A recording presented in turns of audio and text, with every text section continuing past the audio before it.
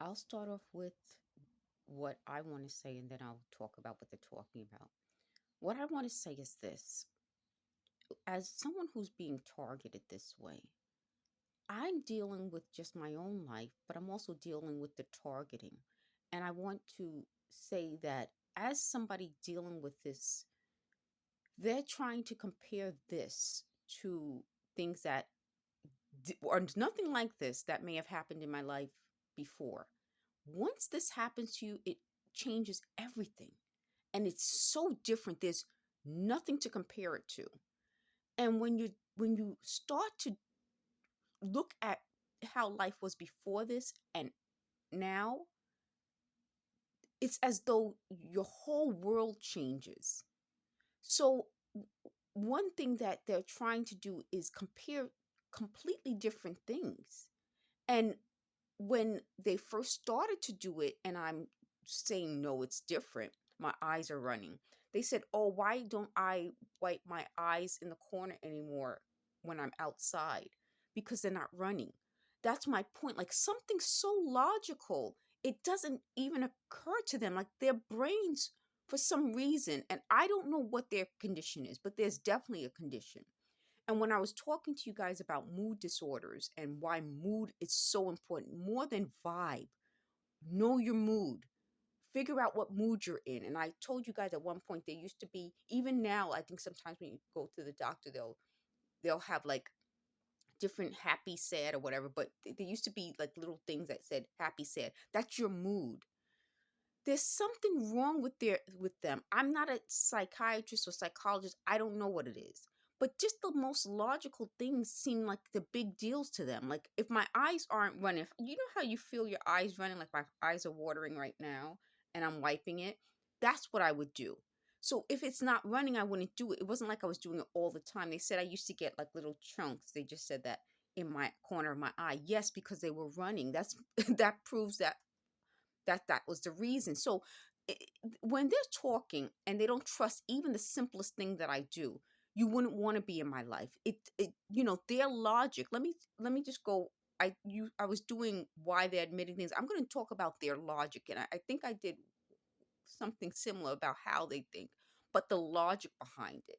And I think it might be easier for people who understand life in a logical way to understand their logic. Their logic is if I'm not doing something, it must be because they're involved or because I'm trying to hide something or I'm trying to be look like a nice person. As opposed to the simplest logic is I don't have to do it. I don't have to. So the other part of that logic is that if you dislike me, you have to be around me to watch me. Why would you be around someone you just like to watch them? So the other logic, they said something along the lines of, what if I tell a secret? I wouldn't have your secret to tell if you're not around me.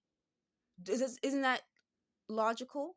So when they were doing this and they were saying, oh, they're telling my secrets, I said I don't have any secrets. Things I talked to them about happened in public. It wasn't a secret. So they keep trying to find little examples that would be not public. It was public. So I don't understand how they can take something that happened in front of other people no one thought was an issue and twist it into an issue. That's their logic. That's how their brains operate. That if you see something on the news and start to talk about it, which is the point of the news, then you're doing something bad. You're a bad person. Part of why I think, I'm going to talk about the movies really fast. Part of what I think, they said years ago, as I don't know, they just stopped talking about that for a moment. They said years ago something about the news. Part of what I think the good thing about the news and having children, we used to have to do, they just said current events. Okay, we used to have to talk about the news when I was in school. So you had to find a news story in a newspaper and then write about it and talk about it. And it was like a class presentation.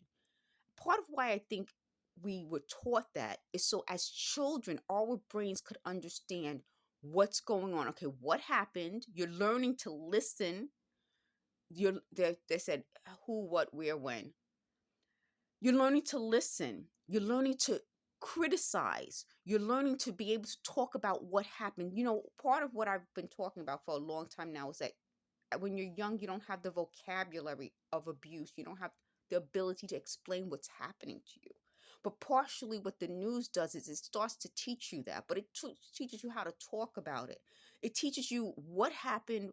It teaches you how to discuss it. It teaches you, well, what would you do in that case? So in a lot of my posts, I like to post stories about when people react to something and it helps them. So that's something you'll notice in my post. I did a post yesterday about the Lisa Steinberg case that was in 1987. And if you're a native New Yorker, you know that case. I was 13, and it was one of the worst cases ever. If you get a chance, I'll link the report from Inside Edition in this description. This report from Inside Edition is probably one of the hardest things to watch. And I hope you guys get a chance to watch it. I think if you can't watch it all at once, take a break, walk away, but please watch it. Okay, so the next thing I want to talk about are the movies. So the movies that I posted are clips of Clute with Jane Fonda and Donald Sutherland, Superfly, Ron O'Neal. Pam Grier has a part in, not in that movie, in Fort Apache the Bronx, and of course Paul Newman, Fort Apache the Bronx. So if you guys get a chance, I'll link it in the description. But it starts when you start to watch these scenes in the movies, you start to see how if you're watching a movie and you see something